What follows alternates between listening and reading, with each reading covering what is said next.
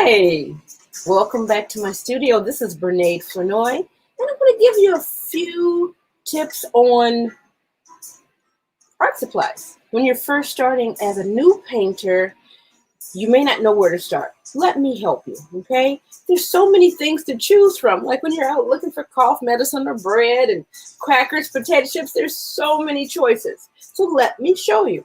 Now, it depends on the purpose, right?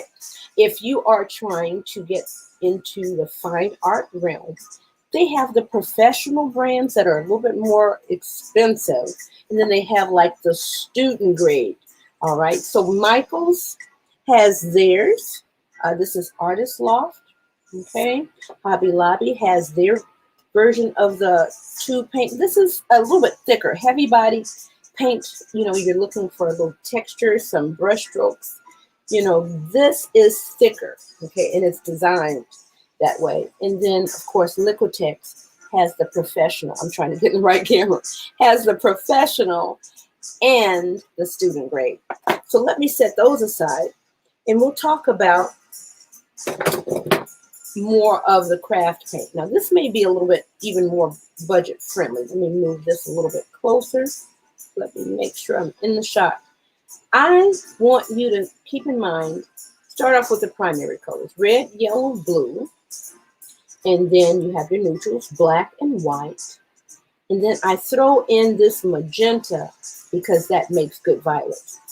To start off with, these 6 basic colors. Now, let me just tell you, Apple Barrel brand is easily found at Walmart, and Michaels also has their brand, Craft Smart. Liquitex also now, I didn't know it before, they also have a liquid version of paint. Now, Liquitex is a little bit more expensive. It's a more professional quality of paint. But these are really, really good for starting out. I want to say the Walmart is anywhere from 50 cents to maybe $1. And then the Craft Smart might be anywhere from 79 cents to maybe $1, something like that. Depends on if you catch it on sale. Now, I also have the Craft Smart outdoor paint, and this is good for painting on a rock. Apple Barrel also has paint that you can paint for outdoor projects and things like that. That's going to come up in another video. So red, yellow, blue, red and yellow. If you see that, okay, I've got a good hang on mixing up my colors, you might want to, you might want to actually go ahead and get you a good orange. And yellow and blue make green. I like beginners to start off with these to practice their mixing skills, but you can buy green off the shelf, and then the magenta in the blue actually makes a very good violet. But of course, you can buy that off the shelf, and there are some sets that are already made.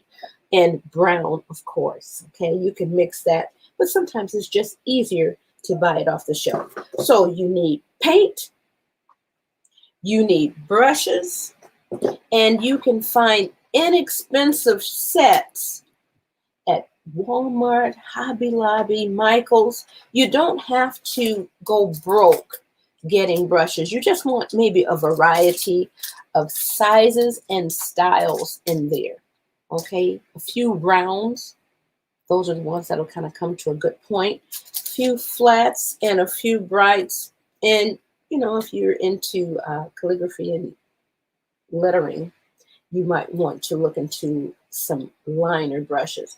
But just a basic set can run you anywhere from maybe $3, $4, $5, $6 to maybe about $12, $13. So don't go overboard. So you need paints, you need brushes, and then you need canvas.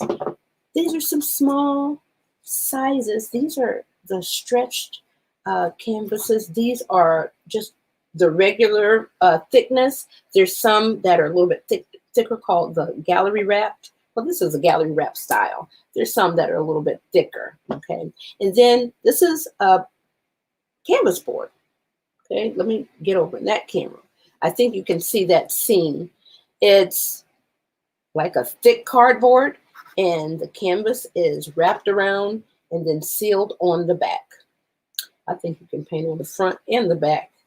Really all of these, you know, if you really want to. So let's go back. You need paint, you need brushes, you need canvas. Those are the three main things. Now you also need a mixing surface. Okay, let me move this over here. You need an area to spread your paint out and mix the colors that you need. This is a foam plate. You know, if you want to get a little bit fancy and use a palette, they're out there. You can get those, but you don't have to start off with. This is a paper plate. If you're starting out, the foam plate doesn't absorb the paint as much. It will eventually dry, like these are dry, and it kind of dries like plastic. So keep that in mind when you are painting. You don't want to paint in your finest clothes. You want to have some recreational clothes. You can put your paint on the paper plate, but it's a little bit more absorbent, a little bit more porous, and it will kind of suck some of the liquid out. It'll still be fine for a short painting session. Now, I have some paint squeezed out. This is usually a little bit more than what I would tell my students to squeeze out. It also depends on the size of the canvas. For those smaller canvases, you don't need a lot of paint. A little bit of paint goes a very long way. So don't think that more is better with the liquid paint. Now, the paint in the tube is thicker, okay? It is, you can, you know, think about maybe frosting a cake if that's what you want to do as far as the thickness. And it will actually, it's flexible enough to handle the thicker you know, the thicker amount, more of it, okay? But the liquid, don't pile this on. This will flake off, okay? This is designed to go on flat and smooth and to level out. This is good for crafts, okay? So those are some things. So you need paint, you need brushes, you need canvas, and you need a mixing area. The next thing you need is a little water container. Let me show you how I kind of squeeze my paints out, and I kind of store them. I store them in like a little Tupperware when I'm really working. So some people want to know how you store your paints. This is how I kind of store mine. So you need just a simple water container, nothing fancy. We're not breaking the bank here. Just a simple little bowl. I like it clear, just so I can kind of see what's going on in there, but it doesn't have to be, okay? Simple, and I don't always fill it up. I keep my water level relatively low when I am creating, because when the brushes are in there, if your brush is made out of wood, it will keep absorbing that water, and then this little cute paint will flake off. It'll swell, and then it'll dry, and then over time it'll flake off. And then it doesn't feel as nice in your hand. So paint, brushes, canvas, a place to kind of mix your paint, and then storage. And then you also need napkins.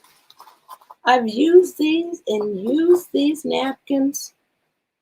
You know, I just save them and I just put the fresh one on top. Sometimes it's great if you have a spill. So that's why they kind of look a little bit.